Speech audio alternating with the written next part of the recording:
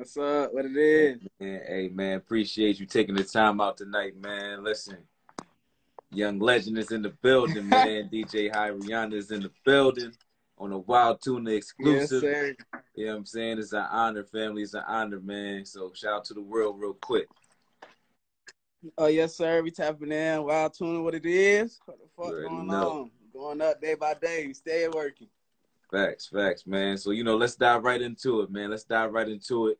For the people who don't know, give them a little history on you. Let them know where you're from, and what made you, jump on to the DJ life. You know what I'm saying? What made you jump onto this music industry? Oh, yes, sir. So, shit, basically, I'm from, yes, sir, Toronto, Canada. Shit, I was born and raised. Well, I wouldn't say raised, but my family moved here when I was like a little younger. But basically, my dad was a DJ. My dad and my uncle was a DJ too.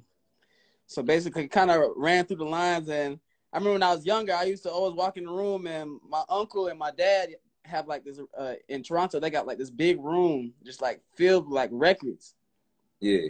So like I used to go in there like when I was younger, and I used to like kind of mess around with shit and try to figure out how to work shit. But it was just funny how later on down the line that shit just kind of added up back into it.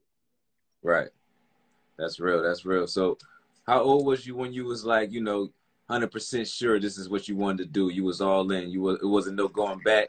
It wasn't no switching no jobs and going no 9 to 5s. Like, what moment did you hit where you was like, this is it? Shit. I mean, it kind of hit me recently, like, kind of like, I want to say within this year, but a little earlier before the year. Okay. It was just because shit was just lining up back and forth. So it kind of gave me like a motivation to keep going, like, damn. And so many people was pushing me forward to like, damn, bro, I see you going to get it, but I respect it. So really for me, like, even coming out of high school and shit like that, I really didn't even know like what I wanted to do, and I ain't really had no master plan and shit like that. But I always knew that I had a love for music, and really I knew I could do something with music. Because when I was younger, I used to play guitar and shit like that, and play drums, and so I really was in deep with music for real. Yeah, so really DJing, it really kind of gave me more of a painted picture of me, of how I can express myself for real. Right. So let me get a little insight on, some of the music you was coming up on listening to when you was, coming up, because you got DJs in your family, you said your pops was a DJ and all that. So you had to have a crazy set of like, a collection of music being played at all times. So like, what really stuck out to you? Like what really stuck out to you coming up? Really, it's gonna sound crazy, but all my parents are from like Jamaica, Caribbean and all that. So really we grew up off of like reggae music. But really I feel like it kind of influenced me even more because like of the energy that it has in it. So when you go up there on stage, you gotta come with that energy, because like that's you gonna freeze up, you gonna be up that bit, oh damn. I don't know. That's an unmatched energy, man. Like, you ain't going up there on no calm. Like, you know what I mean? You gotta go. You gotta bring the juice when you step up there. Definitely. You can't even half step. Right. Yeah, that's heavy. But it really, that type of music really just gave me like the energy, like just seeing how people react to the reggae music when it comes on, and those initial reactions. That's really what drove me for that type of music. Right. So let's fast forward a little bit. You know what I'm saying? You got your feet wet. You built your foundation. You know what I'm saying? And then your name start jumping off on tours, and you're popping up at big events. So let's talk about that transition. What was it? The team that really put you in place? Was it you just pushing your name? Like how you get your success? What was your process? So basically, when I first started DJing, like for real, I started on like a little laptop. I ain't having no turntables. It really just had like a little, but it's gonna sound crazy, but it was like a little VCR set, but it had like a surround system on that bit. Word. But all I knew was I could use that bit to like hook it up to my computer like an aux type shit. Right. So really, every time I do parties, shit, it's a surround sound system, so that be knocking. Right. So really, basically, how it really kind of started, like I was in a house party. It was like probably a small ass 1-bedroom apartment. Shit was packed. Like everybody in that bit like this. And one of my dogs, like one of my close friends now, a dog walked up to me during the party and was like, "Bro, I don't know if anyone told you this, but your playlist raw as fuck, bro. It seems like you just know what to play and right. shit. Have you ever thought about going on tour?" And I'm like, hell no. Like, what the fuck? Like, that shit ain't never crossed my mind like that. Right. Like, I just started. So, but basically, what he had going, he had like a manager who was putting him on tours and shit like that. Right. So basically, her name was Mia. Mm. So she basically was putting him on tours and shit like that. So they was like, shit, we need a DJ. Right. So basically, to liven up they set. So basically, what happened is we went on tour and their manager started managing Smoke, Purple, and Lil Pump. So I started DJing for them. Right. So from there, it went, shout out to me. They see the comments, they won. Dog never switched. Right. But yeah, we started DJing for Smoke, Purple, and Lil Pump. And then after that, like, it kind of went from there, like, meet this person. After I stopped DJing for them boys, I moved on to DJing for, I believe it was like random artists like Key, and my next big one after that was Ace, Young and Ace. Okay, bet. Yeah, so I did DJ for Young and Ace, and then also DJ a couple times for Osiris, but oh yeah, I did him too. And then also new one, Said on top, yes sir. But yeah, but it really kind of started just from my homeboy. Like, y'all really kind of put me on and gave me an opportunity to really dig deep in something I love for real. Right. And all it took was that one opportunity for real. And really, in my mindset, I was like, shit, I gotta take it. I gotta go all in with it because dog believed in me. But I don't know, it's just like how I built. I just feel like if you believe in me for real, I gotta show you. Right. No, that's for sure. And you got a solid team, and they put you right. They threw you in the trenches. They put you right in the mix. Definitely. And the thing is, like, what was so great about the situation is it was no fail. It's everybody's building right now. This is what we're here for. Right. Everyone's starting out with their shit. They got something going. You got something going, even if it's little. You got to have that mindset to put you above all that. Because if you feel like, oh yeah, I'm just down here. I'm just down here. I'm just still down here. Oh yeah, you're gonna be stuck down there forever, for real. Right. And really, what's it called? When I actually took that and applied it to myself and actually moved forward with it, it showed. Showed like really, you get the results right away. What? And tenfold for real.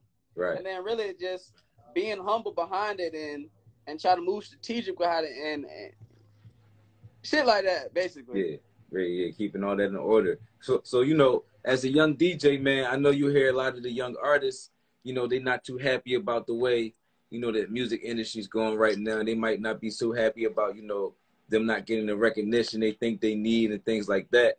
And, you know, I always tell people the DJ is the #1 thing you need to have on lock when you're being in this industry. So, you know, give the artists a few tips, you know what I'm saying? Give them a few tips that might help them get on your playlist or might help them, you know, get them to a point where their name is being, you know, set around around the top tier names. Oh, yes, sir.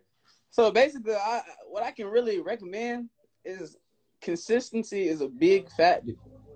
People don't think it plays a part. Like, oh yeah, I'm gonna just get it together all at one time and just drop everything all at once. And really, you can't do that for yourself. Like, you're putting all your eggs in one basket. I know that sounds crazy, but really, you got to take them out and lay them in a line so that they line up easily for yourself. See, and that was what makes it more consistent for yourself.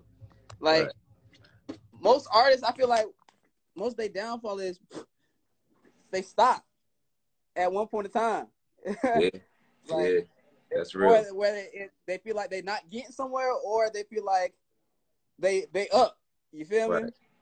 Yeah, so I feel like that consistency factor, you want it, you keep driving, no matter what stage you in, that's what's really gonna take you and put you in a whole different bracket. Because now it's like, damn, this nigga outworking everybody. So really, that's and what it's speaks for quality. itself. And making it And quality. it's quality. Right. And it was called, and all it is patience too. At that, like, a lot of people lack patience. Like, everything's not gonna come overnight. You're not gonna go in the studio and drop a features most 80-90% of the time. You're not going in the studio and just dropping one song and you just hit. Right. That's real. Like, that's real. Unless you really did just getting lucky for real. They gotta trust the process. Really, it's that consistency. Yeah, like, build a team, build people who want to see you win for real, not the, oh yeah, I just want to be around dog because he got it going on type shit. Those ones who real deal gonna sit down with you in an empty room and real deal focus on you. Oh yeah, bro, this why I feel like you can do better at. Like, I feel like that's one of my main successful factors. I surround myself with people who really do want to see a nigga win for real. Right. And that's a crazy great aspect to have. Not to cut you off, but what's so crazy about that, just that one line right there, is half the people that I interviewed that were successful, that's the number one thing was the people around them. They said the top 5 people I contacted every day were the people who wanted me to win most out of everybody I knew. You know what I'm saying? And that's what it is. You got to have people around that want you to win. Got to have people around that's willing to keep it 100 with you. You know what I'm saying? Hey. Yes, sir. Last night, you know what I'm saying? You wasn't spinning like you usually do, bro. You got to pick it up next joint. You know what I'm saying? Definitely. Like, it'd be little stuff like that really that's keep exactly you alive. What people need. Right. Yeah, and what's it called? It's those little things. People don't think it's those little things because, like, man, I ain't finna tell dog doing this thing. Then when the nigga fall off, I'm like, damn, what's going on? And then your dog's got this long shit. Damn, bro, you was fucking up this time. Look, bro. But damn, remember this day and this day you did the same thing, and then, you know what I mean? You like, damn, why you ain't tell me? Definitely, I'm like, damn, bro, come on now, like those little small things. Like, even with my dog, like my dog's who's right behind me with the dog every day. Make sure he get me right. But both of us on each other's ass all the time just to make sure we succeed. He sees something that didn't add up in his head, that usually how I move, especially moving forward, seeing how I succeeded up to now, it don't add up. Oh yeah, he's calling me out on it every time. Got to. Yeah, man. if I see him move a certain way, hey bro, hey, push that up. Tighten up. Hey man, brother, tighten up. Yeah, for real. That's real. I salute that, that's man. what you're saying. That is that real deal. That team and that consistency, those two main things is really gonna put you above everybody. Your team is not all these black ass, not to sound crazy, it's not all these black ass niggas with dreads, goals, but it's gonna be that one Caucasian dude who gonna get you right, who gonna put you above everybody. Niggas wanna be cool and shit and have all these gangsters around them. When them gangsters talking crazy, I'm telling the truth. Them gangsters gonna get you up out of there.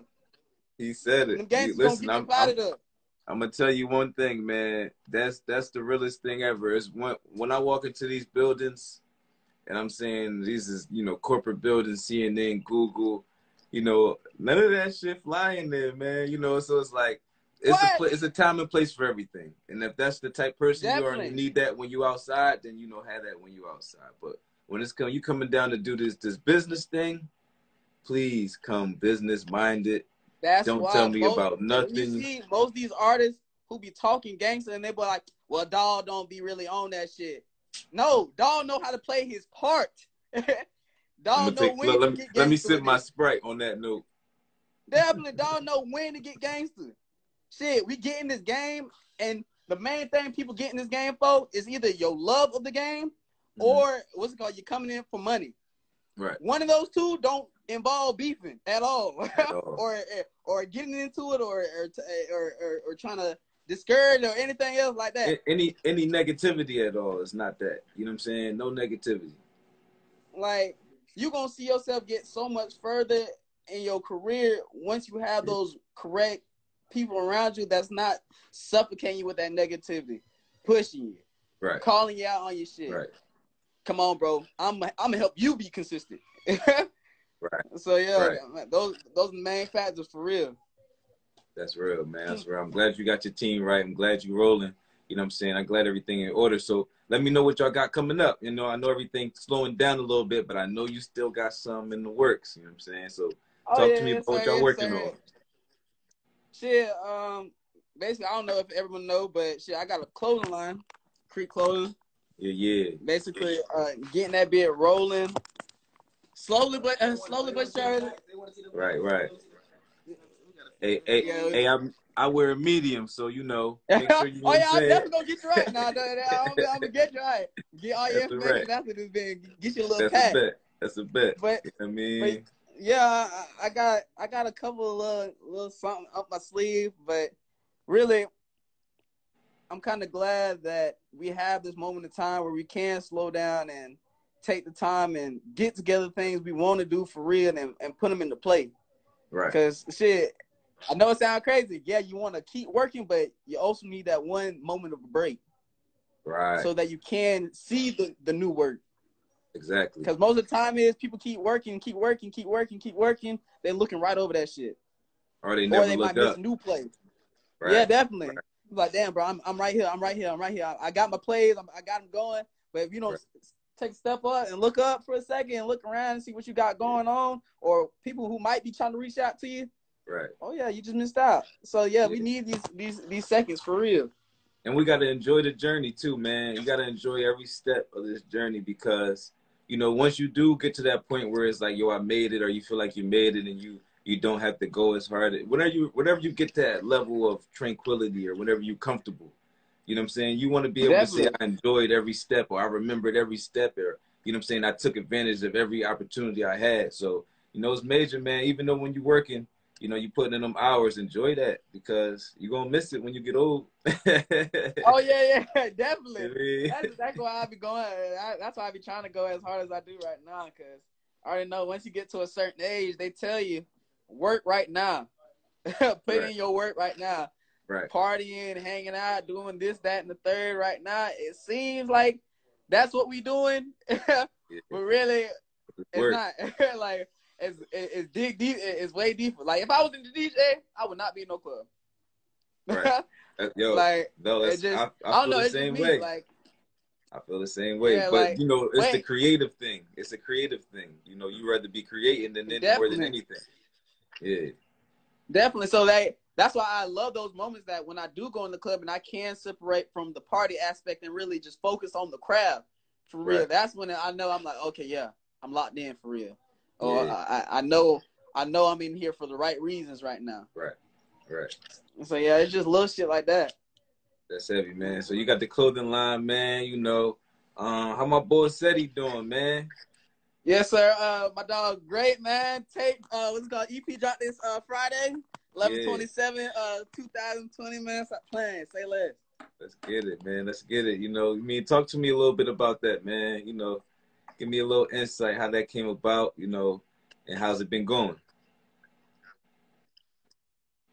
So, when me and I met Sid, I'm going to say, kind of like my earlier high school years. Okay.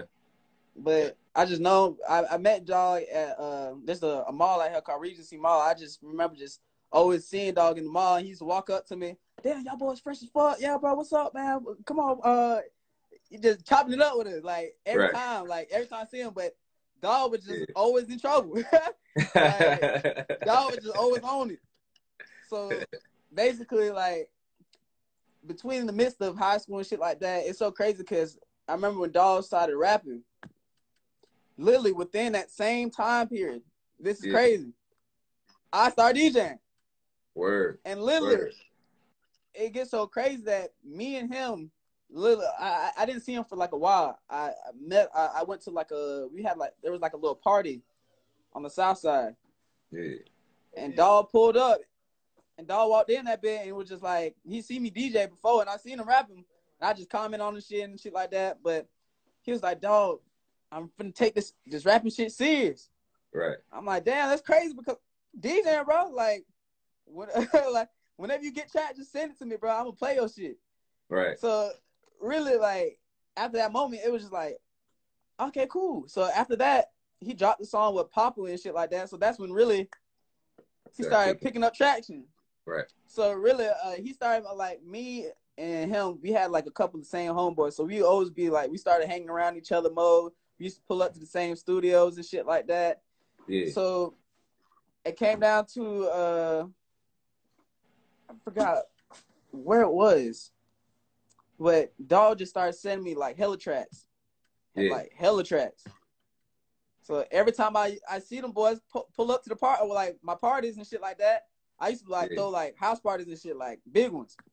So the boys used to pull up to the house party. I'm rocking that shit, and people actually like turning up to that shit, not even knowing that it's really said. Right. Really, it started. I really did to say it started from ground zero. Used to play his songs in the party. People used to have a reaction, love his shit. He took it, and that's one thing I can say about Said. From that day, Said stayed consistent on his like on everybody's ass. Right. Like I know for a fact, Said can outwork damn near almost every nigga in the industry. And that's facts. That's major. Just because how Dog moved by himself. Like, and I don't even like to brag on artists and shit like that, but Dog is like a man. Even if I wasn't even DJing for Dog, like even before I wasn't DJing for Dog, like even before we had it really solidified, like me and him just knew like what we was on together. Like we done did shit in the past, all type of shit.